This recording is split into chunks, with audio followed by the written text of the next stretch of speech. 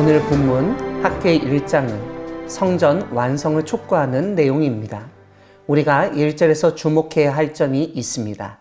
보통 예언서를 읽다 보면 공통적으로 하나님의 말씀이 예언자 누구에게 임하였다는 표현이 등장합니다. 그런데 오늘 우리가 살펴보는 학계서는 약간 다른 표현이 등장합니다. 하나님의 말씀이 예언자 학계로 말미암아 스룹바벨과 여호수아에게 임하였다고 설명합니다. 한글 개역개정 성경에서는 학계로 말미암아가 어떤 의미인지 이해하기 쉽지 않은데 히브리어를 보면 학계의 손으로 라고 되어 있어서 학계가 글을 썼던지 기록된 말씀을 전해준 행동을 강조한 것을 알 수 있습니다. 하나님이 포로 귀환 자들의 지도자였던 유다 총독 스룹바벨과 대제사장 여호수아에게 말씀이 임하게 하신 이유는 포로 귀환 자들이 예루살렘 성전 건축을 소홀히 여겼기 때문이었습니다. 2절은 그들이 하던 말을 인용하고 있습니다. 그들은 여호와의 전을 건축할 시기가 이르지 아니하였다고 말하였습니다. 이런 말을 한 의도는 성전을 건축하는 것을 부담스럽게 느꼈고 상황이 좋지 않다고 판단했기 때문입니다.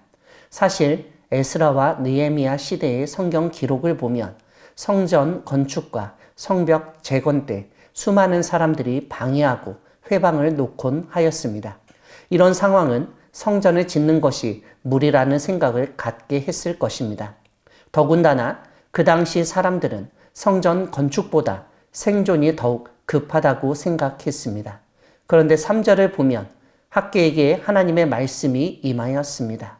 1절에서는 스룹바벨과 여호수아가 알아야 할 사실을 백성들의 말을 통해서 알려주셨다면 3절 다음에 나오는 말씀은 하나님이 직접 하시고자 하시는 말씀을 학계의 입을 통해서 알려주신다고 할 수 있습니다.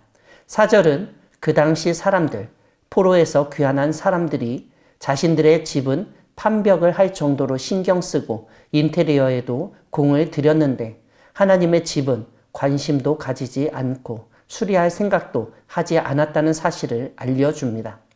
5절에서 너희의 행위를 살피라고 말씀하신 것은 그들의 말과 행동이 잘못되었음을 깨달으라는 의미입니다. 그리고 그들이 잘못 말하고 행동하였기 때문에 그리고 그런 행동이 하나님의 집의 건축을 미루고 해야 할 일을 하지 않았기 때문에 하나님은 그에 따른 징계를 내리십니다. 6절을 보면 그들이 씨를 많이 뿌려도 수확은 적을 것이고 먹을지라도 배부르지 못하고 마실지라도 흡족하지 못하고 입어도 따뜻하지 못하며 삭슬 받아도 구멍 뚫어진 전대의 너음처럼 사라져 버릴 것이라고 말씀하십니다.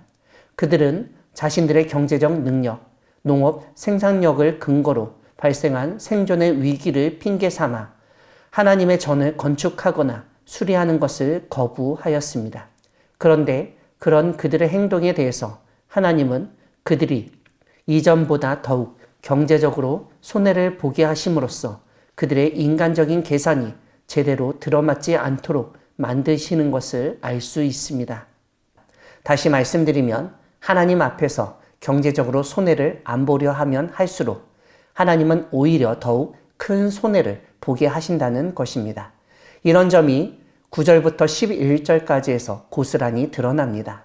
사람들은 많은 것을 바랐으나 도리어 적었고 그것을 집으로 가져갔으나 하나님은 그것마저도 남지 않게 하셨다는 것입니다. 하나님이 이렇게 하신 이유는 4절과 9절에서 알려주듯 하나님의 집은 황폐하였지만 하나님의 집을 위해서는 아무런 노력도 하지 않고 오히려 그들 자신의 집만 아름답게 꾸미고 새로 짓고 고치는데 신속하게 행동했기 때문입니다. 여기서 우리는 그들이 성전을 건축하지 않은 것이 재료가 없거나 돈이 없어서가 아니라는 점을 깨닫게 됩니다. 자신들의 집을 우선시하고 하나님의 성전은 등한시하였던 것입니다. 그래서 하나님은 그런 행동이 옳지 않다고 지적하시고 2번이나 반복해서 너희의 행위를 살피지니라 라고 말씀하셨습니다. 그들의 행동이 잘못되었고 잘 생각해서 행동하라는 뜻입니다. 사랑하는 광야교회 성도 여러분, 하나님은 잘못된 행동을 지적하시고 올바로 행동하도록 이끄시는 분이십니다. 사실 우리도 오늘 본문에 등장하는 사람들처럼 하나님의 집보다는 우리가 사는 집을 예쁘게 꾸미고 안락하게 짓는 데 우선순위를 두기 쉽습니다. 그런데 여기서 우리가 생각할 점이 있습니다. 다름 아니라 하나님의 집, 성전을 단순히 오늘날의 교회, 예배당 같은 건축물과 같은 것으로만 이해하면 안 된다는 점입니다. 오늘 본문을 단순히 교회당을 우선 지어야 한다, 좋은 재료로 화려하게 꾸며야 한다는 가르침으로 생각해서는 안 됩니다. 오히려 인간의 탐욕과 거짓과 악행으로 인해서 욕을 먹고 있는 교회 공동체, 무너지고 흩어지는 한국 교회를 생각해야 합니다. 오늘날 목회자의 일탈과 세습으로 인해서 황폐해진 교회를 바라보아야 합니다. 그리고 교회 세습을 적극 협조하거나 방관하는 교인들의 모습을 떠올려야 합니다.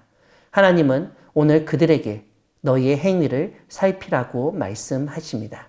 하나님이 기뻐하시고 원하시는 일을 잘 분별하고 먼저 행함으로써 하나님께 영광을 돌리는 우리 모두가 되기를 소망합니다. 아멘.